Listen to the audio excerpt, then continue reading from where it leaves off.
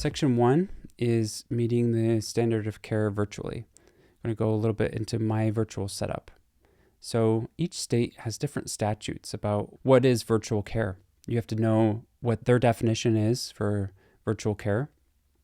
You can't rely on the technology as a hindrance for you not meeting the standard of care. You can't use that as an excuse in court. You therefore need to use your best judgment as to when you can do a virtual visit with a particular patient and what their particular issue is versus referring them to in-person care. Most states, medical boards, insurance require that you see the patient visually in order to meet the requirement of a virtual visit. So oftentimes we'll have people who their camera is not working or they're not allowed to have a camera in a particular home where they're located, or they have no more data service and they need to do it over the phone.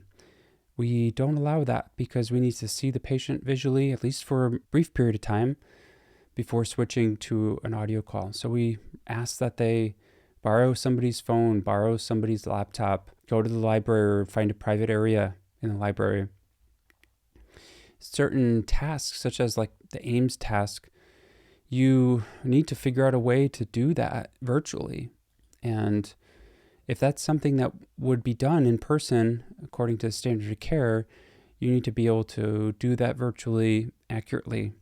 Here's my virtual setup.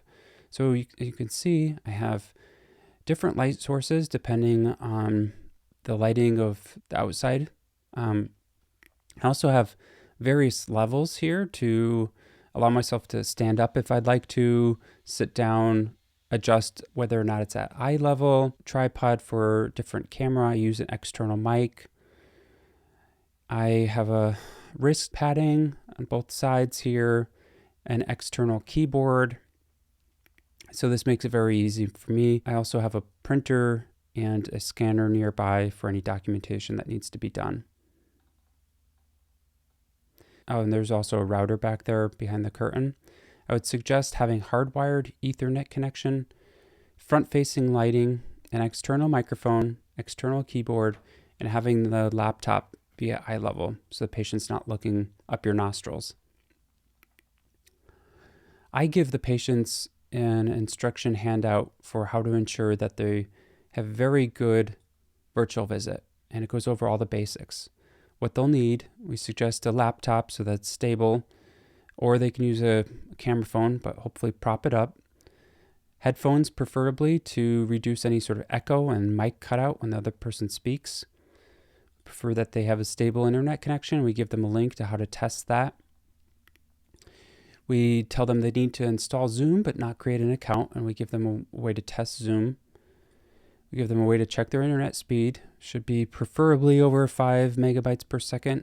Hopefully, we give them pretty basic video tips, audio tips, and then we answer their questions, frequently asked questions about technology security. So we have some basic troubleshooting guidelines here for figuring out why something's not working virtually.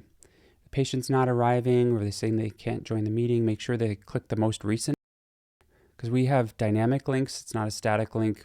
Charm creates a new link for each appointment, so make sure they're choosing the most recent one.